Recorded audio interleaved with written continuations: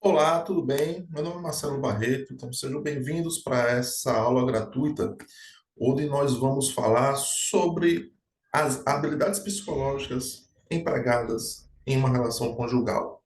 Em resumo, habilidades conjugais. Então, a primeira coisa que eu quero trazer é um exemplo de um caso, do livro Para Além do Amor. Certo dia, um caso fictício, ok? Certo dia, Karen chegou em casa para falar ao marido Ted sobre o contrato que ganhou para decorar o interior de uma importante firma de advocacia. Mas ao começar a falar para ele, Ted não se mostrou interessado. Karen pensou que, então ele não se importa comigo, só com ele mesmo. E aí ela silenciou e se retirou. Já Ted, que naquele dia estava abatido num revés em sua carreira, ele pensou: ah, ela não se importa comigo, só se interessa por ela mesma. Perceba que cada um, acreditando em sua própria leitura de pensamentos, gera conclusões.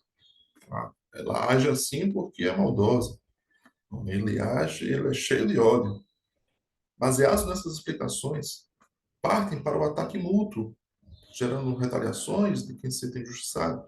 Começam os ataques, as ofensas, não tratam da questão em si, e aí começam as discórdias, e cada um vai se sentindo injustiçado, querer retrucar. Esse tipo de mútua falha de comunicação é, na verdade, muito comum. Ao invés de perceberem o desentendimento, atribuem o problema ao egoísmo e à mediocridade do outro. Sempre que um desapontava o outro, tanto Ted quanto Karen projetavam imagens negativas um do outro, e eles então atacam essas imagens exageradas. Então, gente, essa foi uma ilustração do livro do Aaron Beck, que é o pai da terapia cognitivo-comportamental. Então, nós aqui trabalharemos em cima da análise do comportamento, que tem boas fundamentações científicas baseadas em evidências. Portanto, nessa aula de hoje, eu vou elencar os principais pontos para que vocês entendam o que pode fazer para melhorar uma relação, usar, já ter uma boa base para poder ativamente, é um exercício, para poder ativamente melhorar o relacionamento, ou para quem está solteiro, estar preparado, né? Melhor amadurecido para uma relação futura. E por falar em maturidade, a primeira coisa a ser feita é verificar a maturidade de cada um. Existem 12 critérios de maturidade. Em terapia de casal, costumam passar esses critérios para que as pessoas consigam elencar, observar em si um no outro. Estou e o outro está maduro para essa relação? Está preparado? Saibam que o relacionamento de um adulto, né, é diferente de uma aventura do adolescente. Ou seja, não é algo momentâneo, ou só uma curtição. É uma construção para que eles querem no futuro. Então, existem três momentos da maturidade no relacionamento. A primeira coisa é atração física. Você precisa gostar da aparência da pessoa, gostar do que vê. Tem uma atração física, sim. Claro que é importante. Para ambos os sexos, né? Porque não é questão de, nossa, é o padrão de beleza que a sociedade impõe.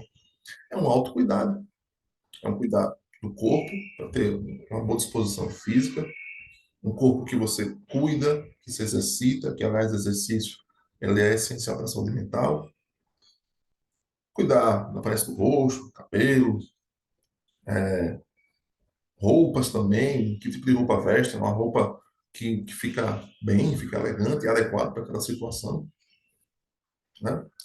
Perfumes, enfim, coisas que atraem, encanta o olhar do seu parceiro ou parceira. A segunda coisa é a paixão. O que é que você admira na pessoa, a vendo como um todo? Dizem que o apaixonado só enxerga coisa boa, não vê defeito, não é verdade? Aí, quando a paixão acaba, sobra o quê? Então, temos o terceiro momento, que é o amor. Bom, a paixão sustenta a admiração. A pessoa está ali encantada, admira, tece elogios. Quando a paixonite acaba, aí a tendência é esquecer os elogios, esquecer a admiração, mas continuar focando, continuar exercitando esse foco do que eu admiro, o que é admirável no outro. Bem, então o amor, né, que é o terceiro momento da maturidade, é esse entrelaçamento, onde há uma reciprocidade e um benefício mútuo, usufruindo resultados produzidos conjuntamente. Então, amor, gente, estamos falando aqui de comportamento. Amor, o que importa aqui não é o sentimento, até porque o sentimento, ele é incontrolável. Você sente ou não sente o amor. Só que tem gente que sente amor, mas não sabe demonstrar isso. Pegue isso pega o exemplo de amor em pai e mãe para com o filho. Já atendi pessoas, né, pai e mãe, que apesar de amar bastante o filho, não falta nada, não falta comida, não falta roupa, não falta educação, daria vida para o filho, mas não sabe expressar o amor, não sabe oferecer carinho, um abraço, um beijo no rosto, dizer que eu te amo, lhe falta isso. Então, o comportamento aqui, que nós falamos de amor, é paciência, ou seja, você dar e receber. Paciência, bondade, elogios, incentivos, confiança, honestidade. São esses comportamentos que a gente está focado. Porque você sente de si, se você não demonstra, não importa. Não tem muita importância o que você está sentindo dentro de você. Ah, mas eu amo aqui dentro de mim. Não. Ok. Mas o que importa é como você expressa isso. Né? Ah, eu te amo, mas sou impaciente. Ah, eu te amo, mas não lhe elogio. Te amo, mas não lhe incentivo. Te amo, mas não confio em você. Sou cheio de ciúmes. Entende isso? Te amo, mas lhe ofende, lhe xingo, lhe diminuo. É não é isso. Então, não se mede amor pelo que se sente, mas pelo que age. Observe, por exemplo, outros tipos de amores, como o amor do filho com o pai, pai com filho, entre irmãos. Ninguém fica dizendo, nossa, como eu estou amando minha mãe, nossa, como eu estou amando meu filho, nossa, como eu amo meu irmão. Ninguém fica assim. Né? Não precisa estar sentindo esse amor a toda hora como se fosse uma coisa flor da pele. Não, deixa de ter amor, na verdade. É óbvio que tem amor. Então, é essa inclinação em beneficiar o outro. Essa inclinação está sempre ali. Está disposto a ajudar. E isso requer maturidade. Aquele do casal que está mais amadurecido tende a regredir a um nível de quem está menos amadurecido. Isso aí gera uma discrepância. Então é preciso analisar o nível de maturidade de cada um, né? Os domínios da ética, da responsabilidade, da produtividade e da transcendência. Avaliar o nível de maturidade, cada um se perceba. E observe se precisa melhorar essa maturidade. Às vezes o adulto está lá preso no modo infantil. Ele se opera no modo criança. E ao se operar no modo criança, que não sabe se comunicar, né, é vítima do mundo, a criança não é vítima do mundo, não, porque a criança não tem como, muitas vezes não tem como se resolver as coisas sozinho. Então ele precisa dos outros para poder se alimentar, para tomar banho, para poder sobreviver, senão morre na língua. Então, um adulto que funciona como criança é um adulto que não se comunica, é um adulto que é dependente emocionalmente, às vezes é dependente até fisicamente, convoca sempre o outro a estar cuidando, estar no modo parental, como se fosse um pai e uma mãe do cônjuge. E aí, não há uma relação de dois adultos maduros caminhando com equivalência. Não há. Está muito discrepante. Agora vamos falar sobre os critérios, né? Vamos avaliar as áreas problemáticas, os fatores externos que interferem na relação, na qualidade da interação, os pontos fortes e fracos e como se comunicam. Então, dentro de uma terapia de casal, uma coisa que a gente pergunta é como vocês se conheceram? O que vocês pensaram um do outro quando se viram pela primeira vez? O que eles acharam atraente um do outro? Isso é importante para reviver a origem, porquê estão juntos, o que aconteceu lá, que se encantaram e estão juntos. Talvez se esquecem da linha do tempo. E falar linha do tempo, nós trabalhamos também com a linha do tempo do casal, que é o entrelaçamento do amor, entra no conceito da metacontingência. Esse termo metacontingência, na análise do comportamento, é para analisar o comportamento de duas ou mais pessoas relacionadas. Essa é a metacontingência. E aí nós perguntamos, vocês são parceiros em quê? Como está o eu e o nós? Não é o amor que sustenta o relacionamento. É o modo de se relacionar que sustenta o amor. Guarde bem essa frase que eu vou repetir. Não é o amor que sustenta o relacionamento. É o modo de se relacionar que sustenta o amor. Então, organização é disciplina pessoal. Já tarefa doméstica é outra coisa.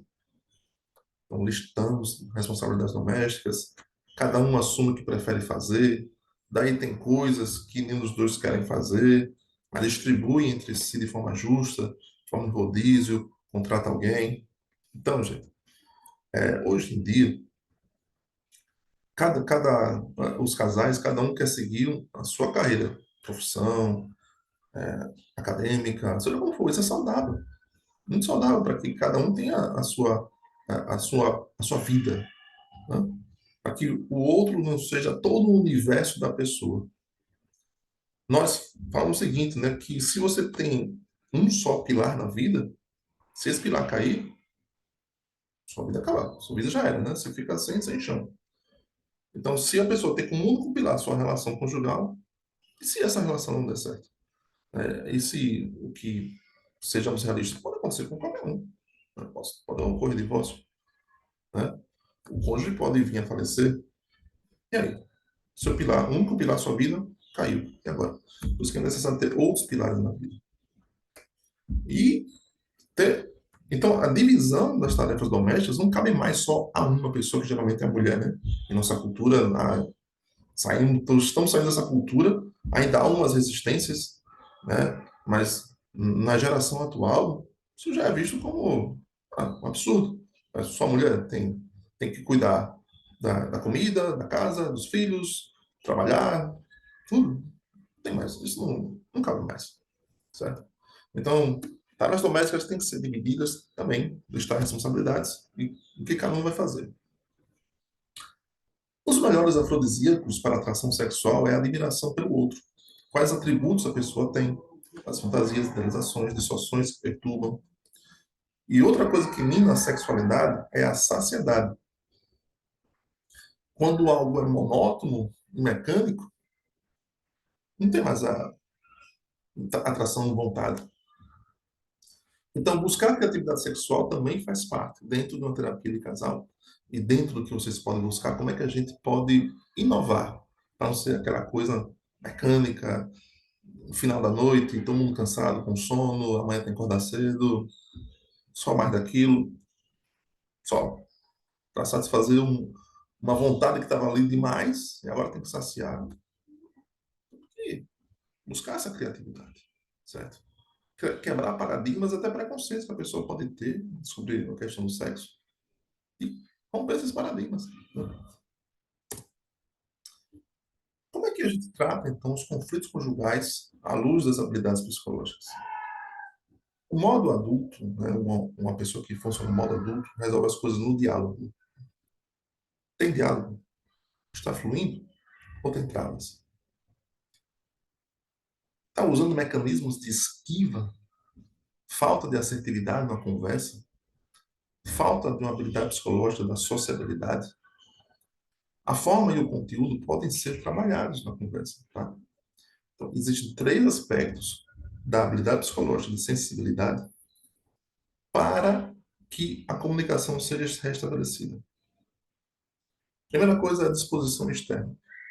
Tem que ter espaço para conversar. Local apropriado, agenda, ou organização para o contexto do diálogo. Sem outros distratores, sem estar vendo televisão, sem estar vendo TV, sem estar vendo, mexendo no celular, sabe? Disposição interna. Disposição para ouvir, mais a ouvir do que falar. não só para reclamar, colocar suas ideias, um monólogo a dois, cessando, inclusive, o que o outro vai falar, um perfil autoritário, parecendo querendo se impor, que na verdade não é respeito, é imposição, mas também disposto a perguntar como é que o outro pensa, como é que o outro está sentindo, né? Conhecer o outro, o que está no coração do outro. Mesmo que não concorde, mas deixa eu entender o que você está sentindo aqui. Vamos tentar ver quem pode fluir para lá ou para cá e se encontrar no meio do caminho. Então, eu sempre falo que o casal não está confrontando o outro, eles estão caminhando lado a lado. Um ou outro não quer de propósito machucar. Se machuca porque está machucado primeiro. Lembra que eu falei do caso lá, do Ted e da Karen? Eles se machucaram. Imaginam que no outro é alguém que quer lhe machucar e aí atacam essa imagem. Bom, o terceiro ponto é a temática. Não precisa ser uma coisa formal, né? Mas tem que ter um certo ordenamento da conversa, né? Clareza das pautas a serem discutidas até findar. Né? Então, não formalidade para até usar um certo tom de humor, uma certa brandura, né? Saber quais são as pautas para que não se fuja, para que não vá para o passado, para que não vá para o futuro, para que não ataque a pessoa, mas é isso aqui que vamos pontuar isso aqui, essa situação aqui, pontual, né? O que aconteceu, o que eu senti, o que você sentiu, o que a gente pensa sobre isso e chegar a um consenso.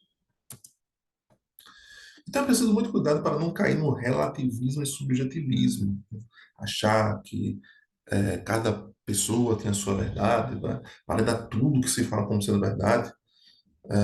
Os terapeutas que são relativistas são muitas vezes terapeutas defasados nos parâmetros. Algumas coisas não são relativas, tá? Não tem relatividade. Por exemplo, né? Pessoas que funcionam mais em modo noturno do que diurno, entre aspas, né? Funciona o seguinte, né? Porque eu gosto de madrugar e pelo dia eu fico mais acordado.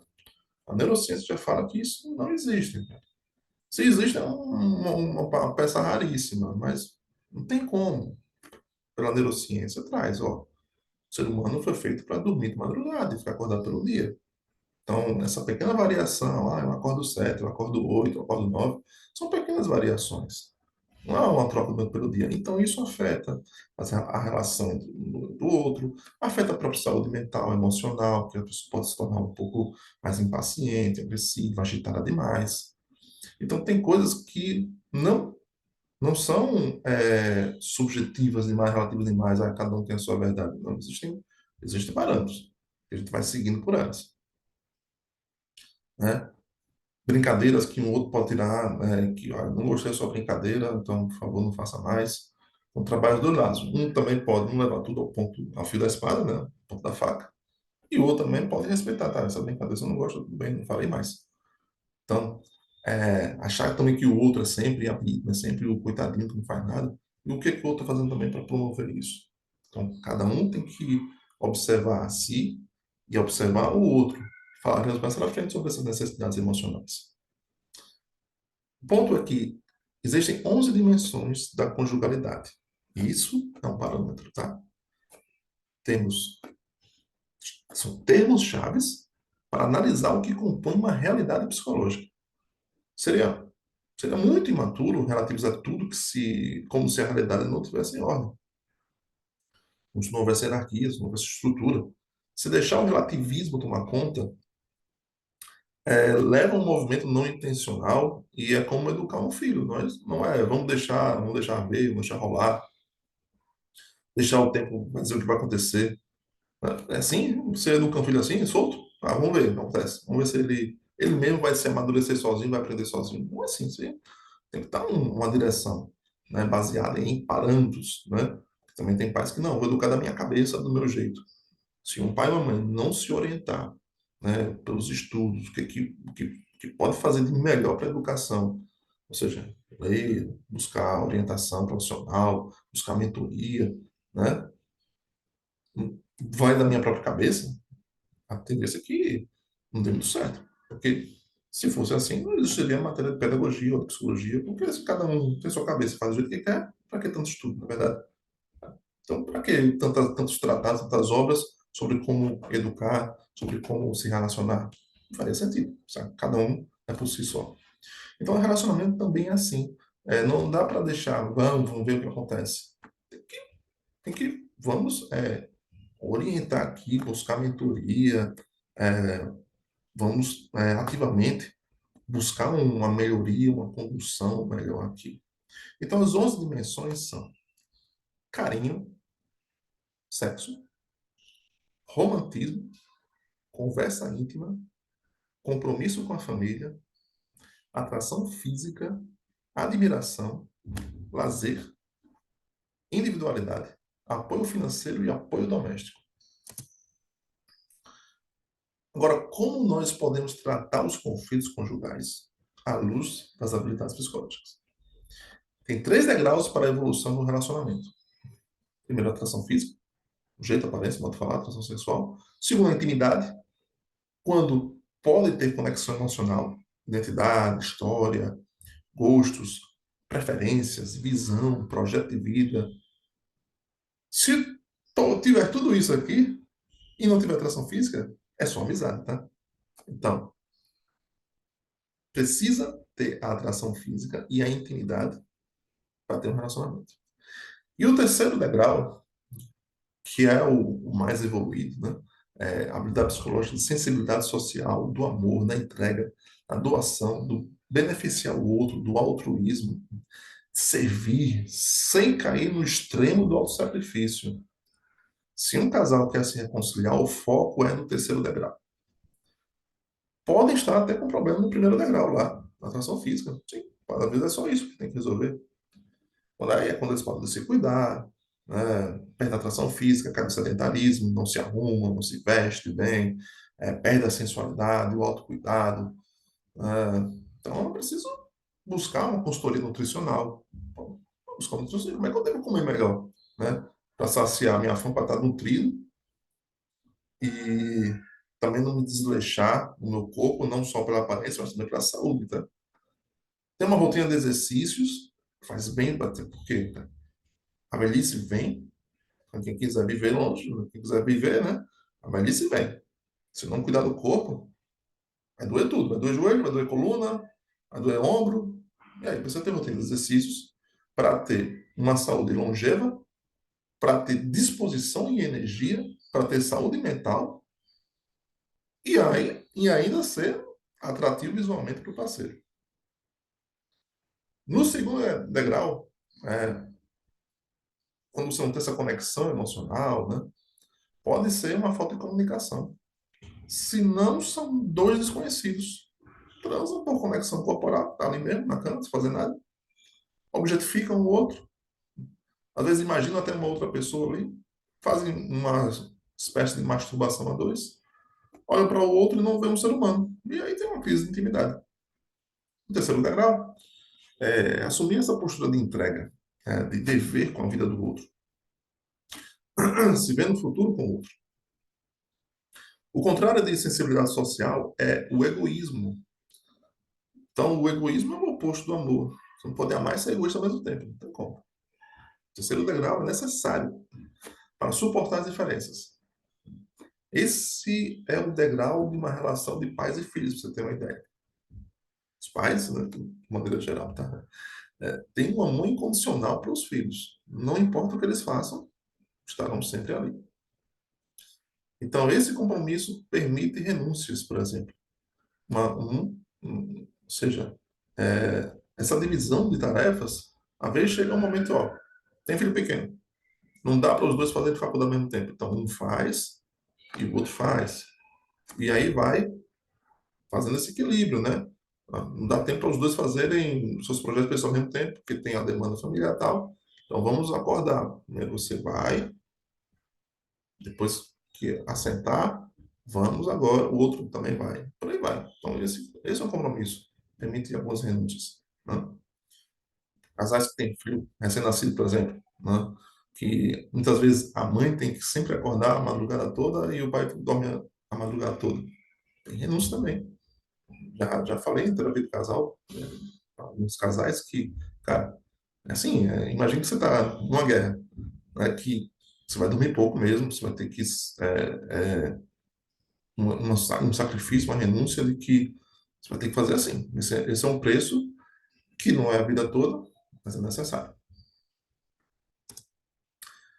Análise comportamental da conjugalidade, né? Ou seja, nós temos uma tarefa, uma ferramenta cognitiva, né? Nós dividimos em duas colunas. Primeiro, comportamento apreciado e comportamento não apreciado. Então, quantifica-se de 1 a 5 cada um, soma a escolha de cada coluna, e assim nós teremos uma balança subjetiva da relação conjugal. É desses registros que saem os temas para o treino da escuta empática e da fala assertiva. Com a gente também usa a técnica da caneta, né? Muitas vezes, principalmente quando não há um respeito ao tempo de fala em um e outro, na terapia de casal, a gente pega uma caneta e finge que é um microfone, só vai falar que ele tiver a caneta na mão. Ele fala, depois o outro fala. Essa é uma maneira, né, para quem tem essa dificuldade de aguardar o tempo de fala do outro, silenciar e depois é minha vez de falar. E a gente até passa também essa tarefa de casa, né, de tentar fazer essa técnica da caneta, os demais tópicos, respeitando as mesmas regras da sessão. Há inventários de necessidades conjugais, né, e podem registrar os comportamentos apreciados e não apreciados da semana para se trabalhar no consultório, em que os contextos vão acontecendo durante a semana. Então, vai se aumentando a frequência dos apreciados e substituindo os não apreciados. Começa então a ter um aumento na taxa de reforçamento positivo, das interações agradáveis, para ter alternativas mais habilidosas. Né? Como já falei, existem 11 necessidades conjugais e o amor é medido por essas provisões emocionais um do outro. Ah, tem uma distorção, né? Existem várias distorções cognitivas, na verdade, que a gente trabalha isso mais profundamente, tanto em terapia de casal ou uma mentoria de habilidades conjugais. Mas uma das distorções é que não se casa para ser feliz, mas para fazer o outro feliz. Ou seja, eu casei para fazer o outro feliz. Peraí, isso aí parece bonitinho, mas não funciona, não é assim. Senão o outro teria o direito de ficar aguardando essa felicidade. E você? Né? Você tem que ser o provedor da própria felicidade. Você tem que se bastar e extrapolar para o outro a felicidade. Mas ser responsável pela felicidade do outro é uma atitude que pode liberar a autoanulação e dizer que eu não estou aqui para ser feliz, estou aqui para fazer feliz ao outro. Então, vamos lá. Então, a expectativa aqui é ser feliz antes de casar. Já pensou? Eu estou infeliz, eu vou ser feliz quando casar. Peraí, não está conversando nada. Seja feliz antes de você casar. O outro não pode fazer o trabalho de fazer ele feliz por você. Não tem essa responsabilidade. Eu lembro de uma historinha, um livro, não me lembro do livro agora, mas essa historinha eu sempre conto, né? Sempre não, a maioria das vezes eu conto, né, para as pessoas que eu atendo. Né? Era uma vez um homem e uma mulher, cada um não acreditava que o amor existia. O que resumiu bastante, tá? Certa vez eles se encontraram e concordaram que o amor não existe. O amor não existe, então tá, beleza. E começaram a fazer amizade, conversar bastante, saírem e começaram a sentir amor um pelo outro.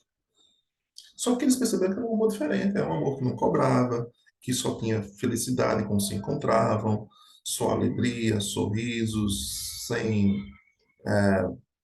chantagens, enfim. E aí cada um refletiu, nossa, será que isso é um amor? Ninguém nunca me falou que o amor seria assim. E aí eles contaram essa impressão um para o outro e de fato começaram a namorar. E certa vez, o homem estava olhando para o céu e viu uma estrela muito brilhante. E como um passe de mágica, ele estendeu as mãos e a estrela veio parar na sua mão. Ele foi correndo para entregar a estrela para sua namorada. Ele disse: essa é a minha estrela que representa o meu amor por você.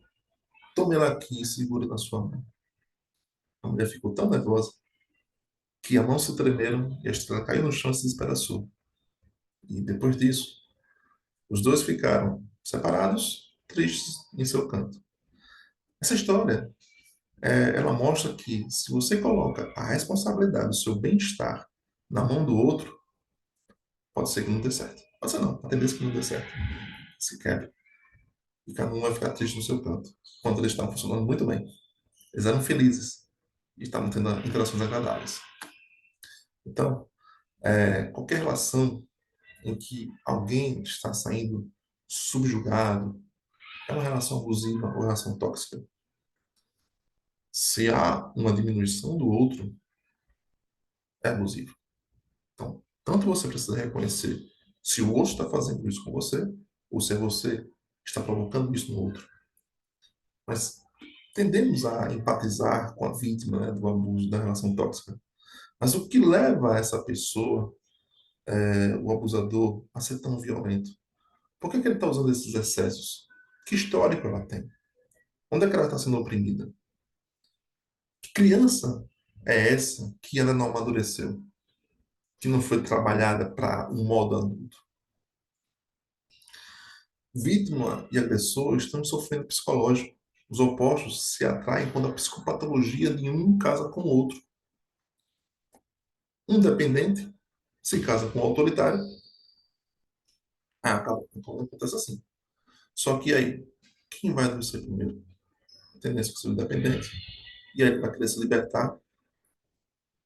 Então, como sair dessa, daquele que ainda diz que você é que está com excessos, não entende as necessidades do outro, não sabe que existe um limite entre eu e você. Então, relação abusiva é o quanto eu estou lhe manipulando, o quanto eu estou invadindo, não respeitando o seu espaço. Pense isso em qualquer tipo de relação, tá? Imagina uma relação de pais com filhos, em que o filho já cresceu, se tornou um adulto, mas os pais não perceberam essa transição e ainda querem se meter ali, querem se meter em alguns ordenamentos, querem dar opiniões, obrigando para que siga a sua orientação, querendo o melhor, né? Então, essa linha, essa delimitação, é o que nós chamamos também de habilidade psicológica, de imunidade social. Eu estarei imune às críticas alheias, porque eu me autoconheço o suficiente para refletir se o que eu faço prejudica a mim, prejudica outras pessoas. Se não, sou livre para fazer o que eu quiser. Claro, não há prejuízo nenhum. Ah, você quer seguir uma carreira que não vai dar certo. Ok, vamos refletir, vou ouvir sua orientação, mas eu pensei, me orientei, pesquisei, é isso que eu quero. Se não der certo, manterei o olhar firme, cabeça erguida, e com humildade admitirei, ok, eu estava errado, faz parte da vida. Ah, não quis me ouvir? Não é que eu não quis ouvir. Não foi com arrogância, foi com reflexão. Eu quis sentar, eu quis botar a cara a tapa. Assim é a vida, sem depreciações, né? Agora vamos para frente. É assim que se trabalha, com essa imunidade, saber, peraí, isso me machuca, não me fira. Existe até a Declaração de Direitos Universais, que nós também pegamos, né, lemos e dizemos, ó, todo ser humano tem direito a algumas coisas. Então também tenho e vou exigir isso. Quanto aos ensaios comportamentais e três de comunicação com o casal. Bem, no consultório tem que ter uma disciplina terapêutica para haver regras, para conter excessos, buscaremos refinamento no trato com o parceiro, com civilidade, pedindo correção da fala, fazendo assim, ó, reflita e refina, ou seja, reflita sobre o que você falou e refina o jeito que você falou, melhore. Treinar a comunicação assertiva, né, que é esse enfrentamento interpessoal, buscando mudança de comportamento do outro para que não lhe machuque, né? É uma comunicação não violenta. É o oposto de ofender, de depreciar o outro. Então, nós treinamos também a escuta ativa empática. Eu acompanho o meu interlocutor, aceno com a cabeça. Não é que eu estou concordando, mas estou atento, estou compreendendo, sabe? Para não ficar um negócio robótico ali. Estou aqui, estou atento. Não estou estranho, deixo falar, né? Às vezes com a caneta na mão, né? Para quem a mesa fala. E a parte empática é quando agora quem ouve pega a caneta para poder falar, parafraseando o que o outro falou, concordando, discordando. Só não pode ofender. Ah, eu entendi que você falou isso, estou colocando no seu lugar, eu entendo que você sentiu isso, né? Estou entendendo o contexto, né? Olha, eu não concordo, mas eu estou entendendo o que você está sentindo, mas eu não concordo, poderia ser diferente. Como é que pode ser diferente? Como é que eu posso ser diferente, né? Vou tentar melhorar isso, aquilo. Vai indo. Então, essa comunicação harmônica, né? Há treinos de expressividade afetiva, né? Ser próximo, olhando no olho, tocando nas mãos, no corpo, né? Essa aproximação afetiva, essa expressividade. O terapeuta também, né? No caso, eu posso interromper falas ofensivas, né? Ou que rotulam. Por exemplo, se chama você é preguiçosa. Opa, peraí.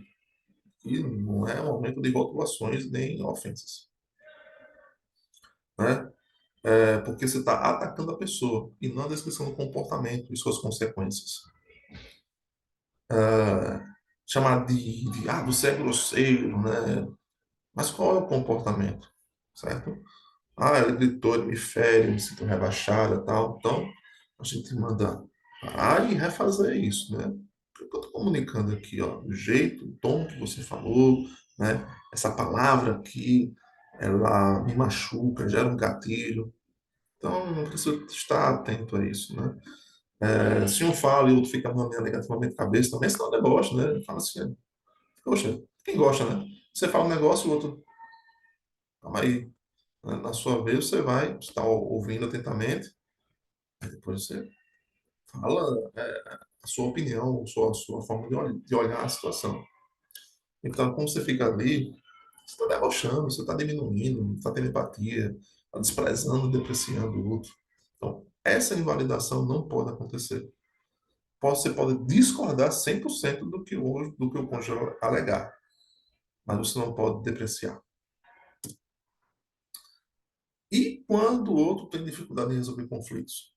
Né? O agressivo, ele coloca suas questões, né? Mas ele viola a dignidade do outro. O passivo é quem deixa de colocar suas questões, mas permite que o outro imponha suas questões. O manipulador tem cara de assertivo. Legal, bonzinho, mas ele viola a dignidade. O quarto estilo é o assertivo. É uma capacidade de modo adulto maduro.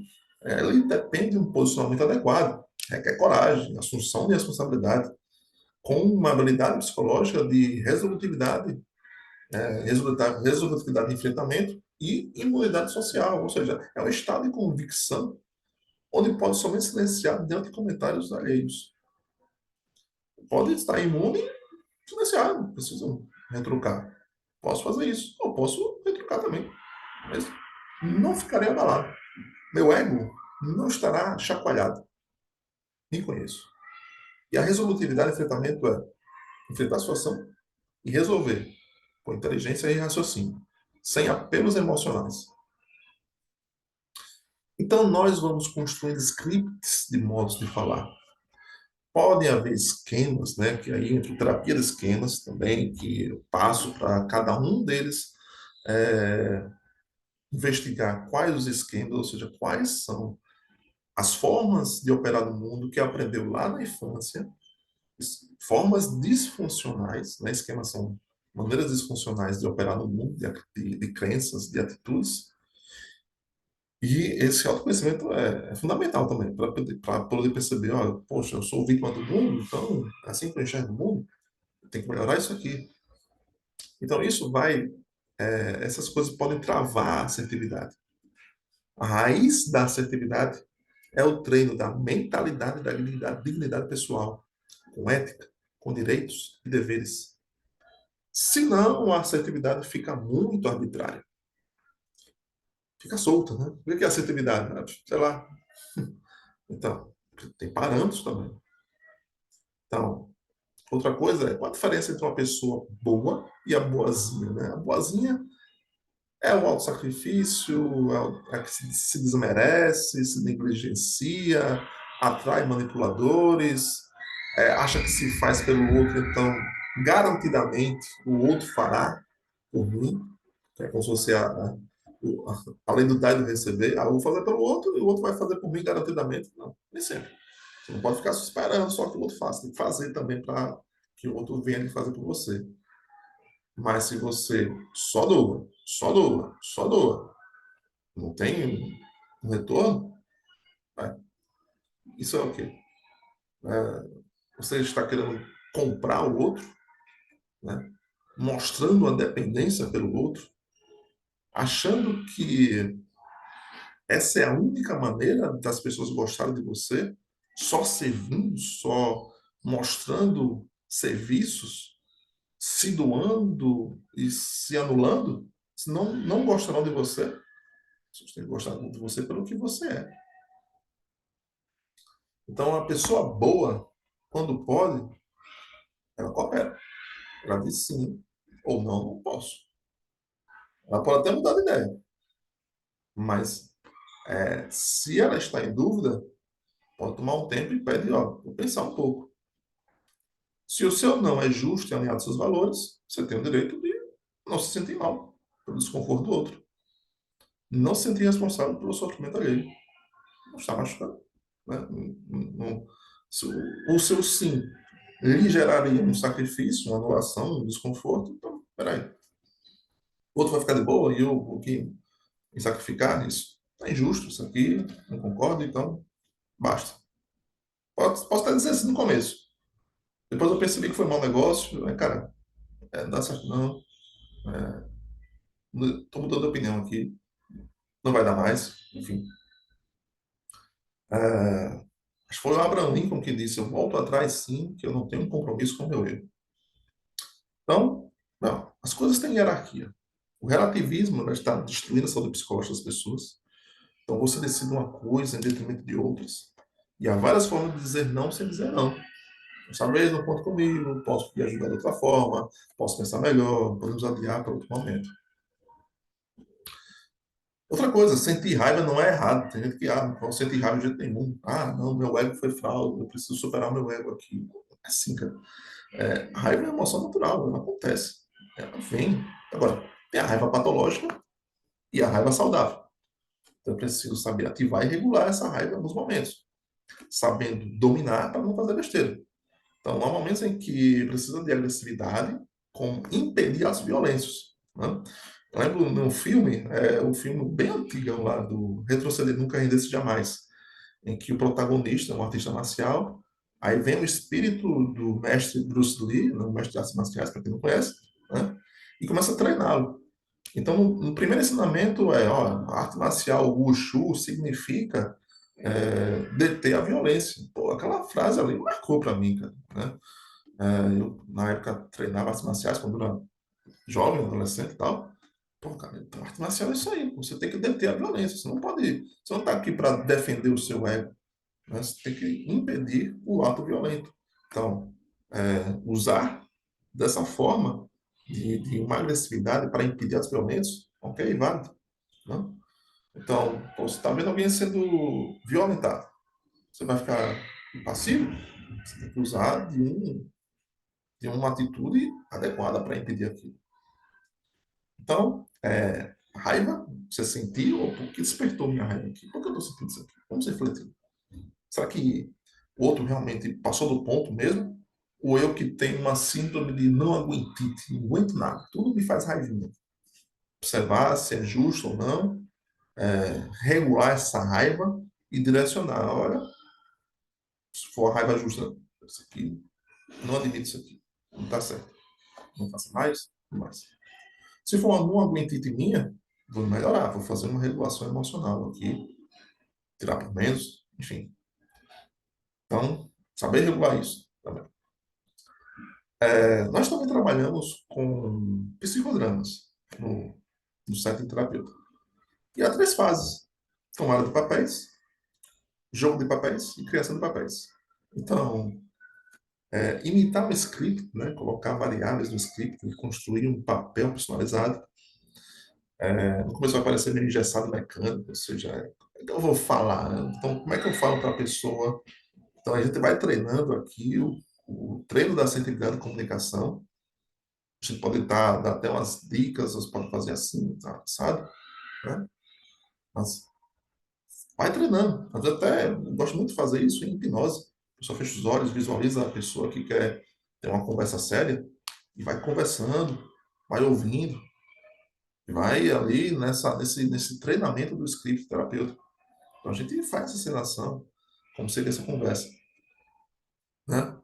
Fazemos também inversão de papéis entre o casal, um pode inverter o papel do outro, né? Ó, é, fale, fale como o outro falaria, e a gente vai tentando inverter esse sentimento, essa percepção da fala. Inverte também as reações, né?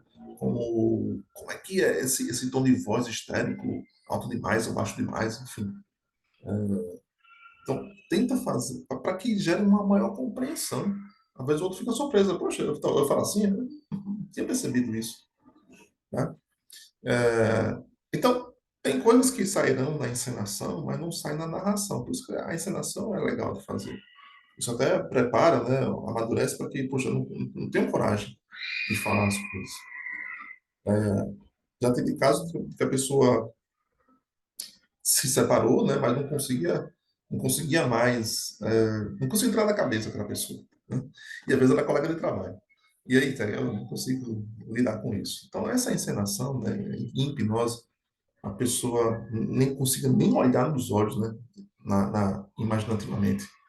Olhava meio que para baixo, assim, mas ia colocando para fora, ia conversando, ia tirando o coração que está sentindo, as suas frustrações, tentando compreender o outro lado. E aí a gente vê que pouco a pouco ele ia conseguindo levantar os olhos e olhar no olho da pessoa. E isso ajudou a que, mesmo que ele não vá lá na vida real e converse com a pessoa para dar um fechamento, ele já fechou aqui na cabeça e está resolvido. Pronto. Já posso seguir minha vida sem dor no coração. O que a gente avalia, né, na conjugalidade, né? Nós mapeamos os fatores de crise, a metacontingência, entrelaçamento conjugal, vemos o sistema de reforçamento mútuo, de cooperação, trabalhamos juntos no que individualmente não conseguiram e vamos produzindo resultados cooperativamente. Ou seja, filhos, patrimônio, apoio financeiro, afazeres domésticos. O que determinará a parceria será o amadurecimento de cada um. Tá? Então, nós trabalhamos com equidade, equilíbrio entre dar e receber. A iniquidade usa da força, da ameaça, do abuso. Então, são três formas de comunicação patológica. A passiva, que não se impõe, que foge, se esquiva, na defesa dos seus direitos. E o manipulador, que joga e romantiza para pegar as pessoas pelos seus sentimentos, pela agressividade, em que ameaça o tom é de intimação para a pessoa se render. E nós também investigamos um repertório de autocuidado, da erotização da relação, com carinhos, mensagens, massagens, inclusive. Nós investigamos a comunicação, necessidades, repertórios, distorções de papéis de homem e mulher, e nossas fontes de conceito, né, sobre o que é uma relação conjugal, vem lá da família de origem, porque meu pai e minha mãe era assim, meu pai tratava assim minha mãe era assim com meu pai. Enfim, a gente vem daí. Mas sistema educacional, que escola eu estudei, que tipo de educação passou lá, se seria dessa maneira, como que se observou, se já foi conversado sobre isso em sala de aula, que às vezes não se fala sobre relacionamento em sala de aula, muita educação sexual, enfim. Bem das leituras o que eu leio, né? O que eu absorvo, né? Do grupo social que eu pertenço, ou seja, como é que as pessoas com quem eu convivo agem, né? Na religião, qual é a visão da religião que eu tenho sobre as relações, minhas experiências pessoais, pessoas que já me decepcionei, não deu certo desse jeito, pronto. Então, se não deu certo com fulaninha, então todo mundo é assim, né? Quem nunca falou, todo homem, toda mulher é igual, né? Somos endereço. Então, essa é uma distorção, né? Eu acho que minha experiência pessoal com uma pessoa, ou com duas, ou com três, então são todos assim. Pronto, resolvi, matei a charada. Não é assim, né? Então, nós temos a falácia da verdade pessoal, quando a pessoa pode ser humilde em avaliar se está errado, com opinião baseada em estudo, exame de fatos, pesquisas significativas e reflexão. A quinta coisa a avaliar é o subproduto da relação, o que é construído na relação em termos de patrimônio, uso do dinheiro, criação de filhos. E a terapia pode caminhar para a dissolução da relação também, né? Mas, embora se deseje que se acerte e melhore a relação, a verdade é que não há garantia, principalmente quando há patologias e transtornos de personalidade envolvidas, onde não querem fazer melhorias pessoais, não estão prontas para uma vida a dois, e são impossível convivência. Então, acontece muito com pessoas que têm doenças que são, que a pessoa, são transtornos de personalidade, né? Em que a pessoa não se percebe um antes e um depois.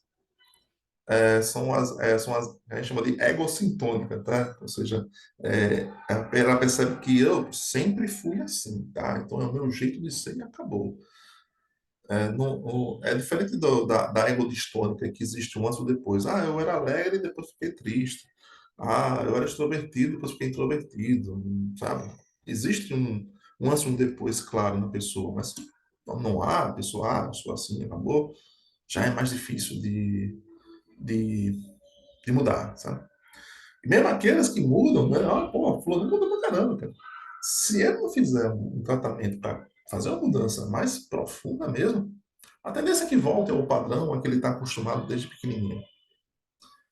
Bem, o sexto fator é o modo como cada um se comporta em relação à família de origem, as permissividades que fazem, né, para intervir na vida dois, né? Esse é um dos maiores problemas, né? Não, eles são pessoas que não desmamam dos pais. Ou seja, todo dia tem que ligar, ou então todo dia tem que ir, né? Não põe limites, né? Permitem que as opiniões dos pais interfiram significativamente na relação deles, né? Permite que os pais façam chantagens emocionais, provoquem brigas e desentendimentos na convivência conjugal. Então, sem pôr limites, sem ter esse enfrentamento assertivo, com firmeza, sem ofensa, não precisa ofender os pais, né? É só dizer, ó, sou adulto, me respeite, eu sou isso aqui, eu vou me posicionar, né? Eu estou ouvindo, mas não se meta nesse aspecto. Algo com, com sem ofensa, né? Com a delicadeza necessária, mas que eles percebam, pô, falando sério, não tá, ele tá falando sério, ele tá se posicionando, tá dizendo que não aceita mais isso. Aí eles podem não se ofender, que absurdo, não me ouve, não sei o quê. Mas esse é o machucado deles. Né? Lembra? O dizer não, você diz não, com jeito, explicando, com um tom de conversa, sem ofensa, cara, você está pedindo respeito. Você está dizendo, então, existe um limite, uma linha, não passe. Porque depois dessa linha, é o meu terreno pessoal, é a minha pessoalidade que você está invadindo aqui. Então, disso aqui eu não limito, não. Tá? Agora, geralmente, o invasor, né, ele não gosta de ser expulso, né? Ele quer estar ali, invadindo ali e fazer o que bem entender. E com os pais, então, né, que sempre cuidaram do filho desde pequenininho, né? Essa marcação do território sempre existiu. Aí, de repente, o cara quer botar você para fora desse terreno. De repente, o meu filho não quer que mais me meta na vida dele. Né? Isso pode ser uma ruptura. Ele pode ver como, poxa, está me ofendendo, está me machucando, que falta de respeito com os pais. Mas assim, se você está fazendo de uma maneira firme, sem ofensa, olhando no olho, conversando, um tom ameno, tranquilo, se você se machucar, felizmente, não posso fazer nada. Né? Num trabalho terapêutico, tem uma técnica que eu uso praticamente sempre, que é a técnica da cerca. Em hipnose, A pessoa se imagina que está dentro de um território, esse território é a sua vida, e ao redor desse território, desse terreno, né, existe uma cerca. Pode ser feita de madeira, de tijolo, seja o que for. E essa cerca ela está quebrada. Entra e sai quem quiser. E as pessoas entram, deixam as suas coisas lá e fazem o que bem entender. Então a pessoa percebe que, pô, minha vida aqui tá um mangue, né? Então ela vai fazer esse exercício de retirar da vida dela o que ela não quer e quem ela não quer, e deixar dentro da vida dela, do seu terreno, o que e quem ela quer, quem lhe faz bem, quem lhe faz mal. Tchau, fica para fora. E ela refaz essa cerca na imaginação, reforça ela, para que só entre aquilo que ele desejar. Fique lá fora, aquilo que ele não autorizar que entre. Então, esse é um exercício que é muito poderoso. É geralmente um divisor de águas, tanto em uma maneira de psicoeducativa, para ela perceber, pô, tem coisa que eu preciso fazer, tanto também de maneira emotiva também. A pessoa, poxa, caramba, eu consigo fazer esse exercício aqui de retirar da minha vida coisas que eu não quero. Então, é um trabalho muito bom nesse sentido. É, etapas da restauração da harmonia e felicidade conjugal, mesmo em caso de traição. Então, o processo de restauração é mais do que só perdoar, só voltar para casa. Avaliar as necessidades emocionais, conjugais, ela é importante. Trabalhar a disposição interna de cada um. Se eles estão inclinados a mudanças, a terapia. E já tá vendo gente vê que o mundo está disposto, tá? Por exemplo, assim, não faz o dever de casa, é, não faz o que é pedido, tem resistência, discorda muito do outro, enfim. Tá, tô aqui porque ele quer, sabe? Então, essa disposição, ela vai do egoísmo ao amor. Então, essa sensibilidade social, que é estar disposto ao outro, ela é necessária. Na, na etapa da projeção, né, medindo as expectativas, projetos de vida, o que significa amor para cada um, qual o papel do homem e da mulher para cada um. Né? Nós temos a etapa da empatia, que é ouvir, explicar, compreender. Se teve traição, a culpa é de quem traiu. Mas antes da traição, normalmente a gente encontra um distanciamento afetivo, um desalinhamento, não trabalho pelo relacionamento, vivem ambos no egoísmo, né? Talvez tenha a ideia, né, de que não, que eu sou assim mesmo, gosto de dar pular cerca e tal, é meu jeito de ser. E aí, bom, se é seu jeito de ser e eu não concordo com isso, então pronto, isso aí é significante para mim. Tem casais que têm relacionamento aberto, que isso aí não é problema nenhum. Mas algumas pessoas, isso é um problema. Então vai de que o quanto isso é significante, e eu não tolero isso, vai do quanto você, poxa, você não pode mudar, não tem condições, né? Essa é a conversa, de ouvir, explicar e compreender e chegar a um acordo. Ou a gente se adequa a isso aqui, ou cada um segue o seu caminho. Nós temos também a fase do perdão, que é o mesmo, que o perdão é mesmo sentido de perdão, né? Ou seja, a pessoa passa por cima do prejuízo e está disposto a recuperar a relação. Então, cada um, né, uma das formas que eu trabalho é cada um elabora uma carta de perdão, né, e pede perdão a essa outra pessoa e está disposto a como é que eu vou recuperar, como é que eu posso provar que isso não mais acontecerá, que, que, que trabalharei em cima disso, né?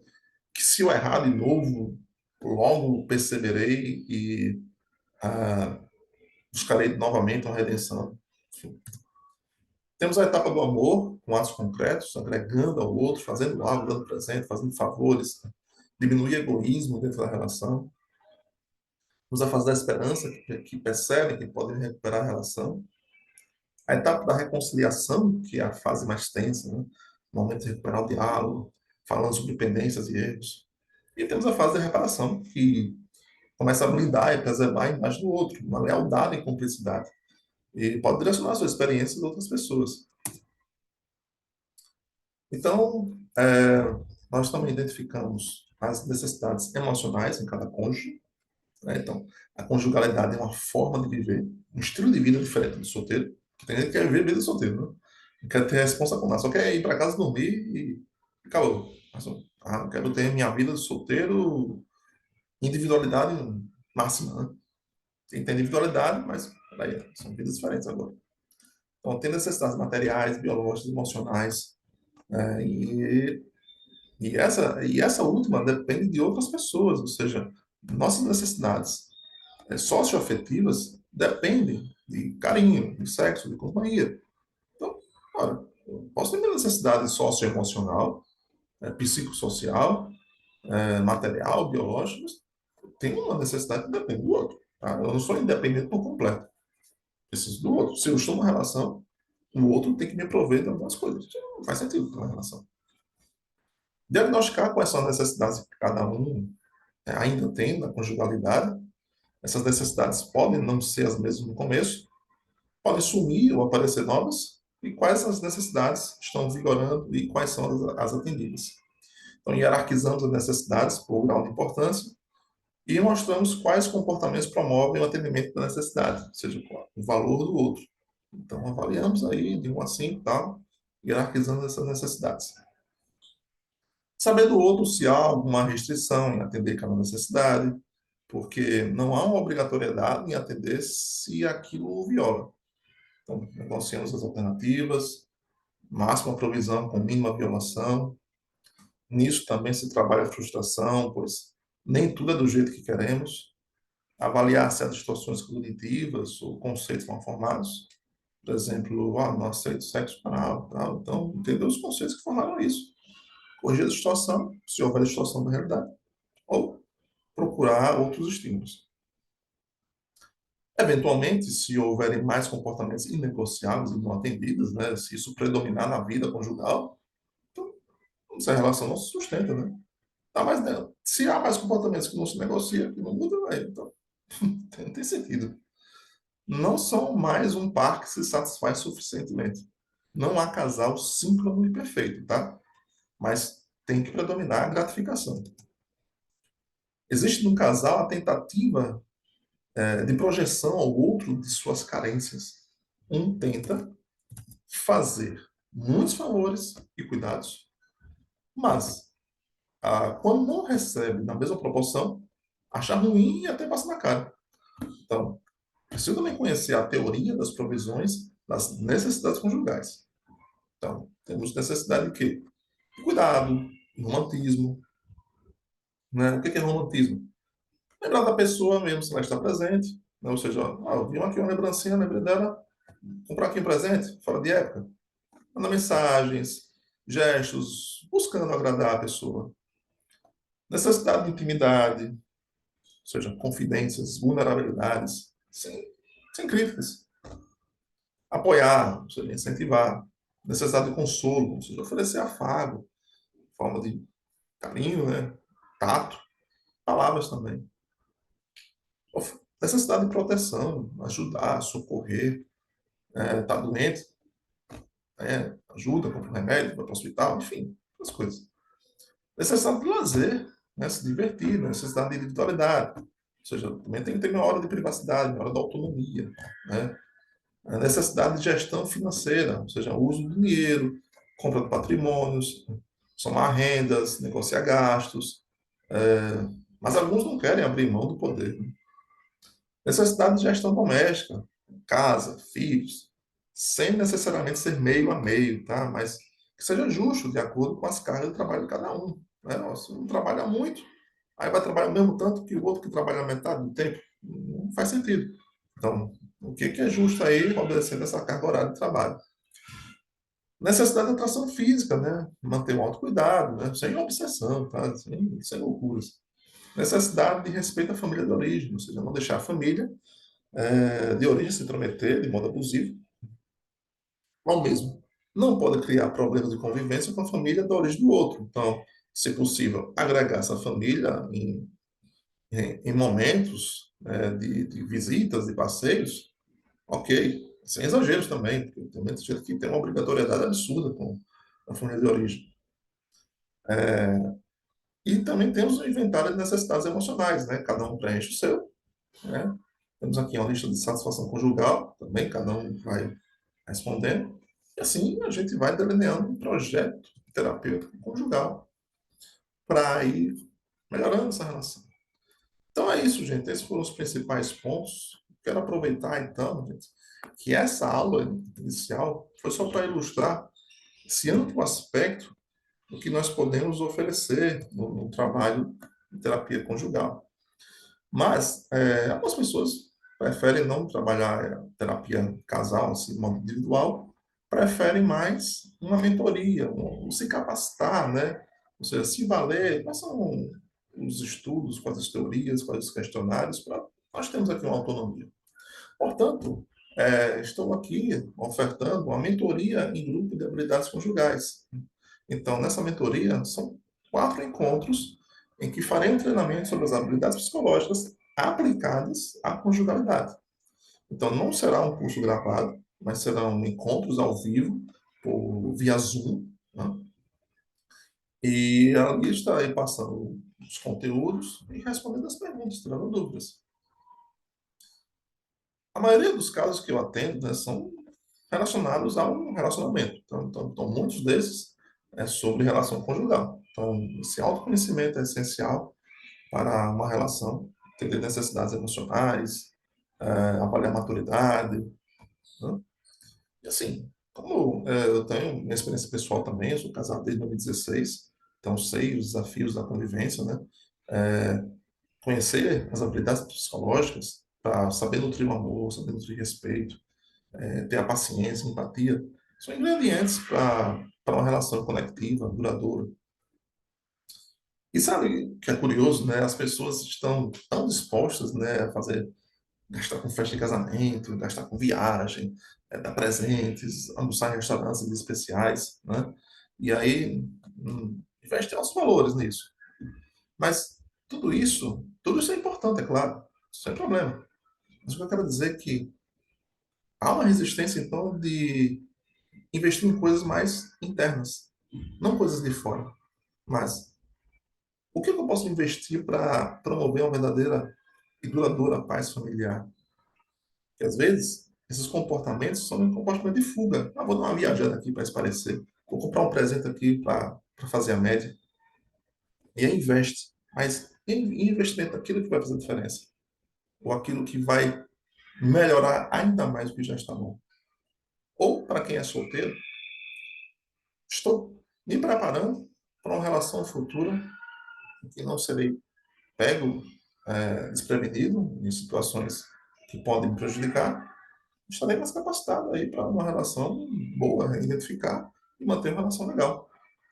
Então, como eu quero muito ajudar o máximo de pessoas, né? E essa é uma mentoria em grupo que eu estou lançando pela primeira vez, eu estou fazendo uma oferta única. E eu não mais irei repetir esse valor, ok? Então, esses 4 encontros, eles sairão no valor de R$ 97, certo? Ou seja, R$ 97 e pronto, não vai pagar mais nada. Você terá, você entrará no grupo do WhatsApp exclusivo e lá teremos nossos 4 encontros, que será por Zoom, repetindo, né? E lá também terá, você ganhará os materiais complementares para ler, para responder, né? Para se capacitar. E como eu quero que pessoas de todos os tipos de relacionamentos conjugais estejam lá, ou seja, pessoas casadas, pessoas namorando, relações heteroafetivas ou homoafetivas, pessoas que já são felizes ou querem restaurar a relação, né? Pode aproveitar essa oportunidade, que essa oportunidade é única, vai estar muito boa. Então, a primeira aula será no dia, deixa eu pegar aqui o calendário, quando é que vai ser a primeira aula? A primeira aula vai ser no dia 28 de agosto, às 20 horas. A segunda aula no dia, é uma segunda-feira, né? A segunda aula será no dia 4 de agosto, ou 4 de setembro, tá? E terceira aula será dia 5 de setembro, aí vai ser na terça-feira. E dia 11 de setembro, de volta na segunda-feira, nós teremos nossa última aula. Cada encontro vai de 1h30 para 2 horas, então vai ter conteúdos e vai ter momento de tirar dúvidas. E entre uma aula e outra, a gente vai interagindo no WhatsApp, tirando mais dúvidas, passando mais materiais, vocês podem ir respondendo e mandando para o meu privado. E a gente vai nessa mentoria para lhe capacitar, para você ter melhor repertório de habilidades psicológicas para a conjugalidade, ok? Deixarei o link de inscrição aqui, em algum lugar aqui, para quem está no grupo do WhatsApp, né, esse grupo que eu mandei a aula, vai estar aí, né, o link para você se inscrever. Se você estiver vendo pelo YouTube, vou deixar aqui na descrição. E é isso, gente. Muito obrigado por terem assistido e estou à disposição para tirarem dúvidas a qualquer momento, ok? Então é isso. Até a próxima.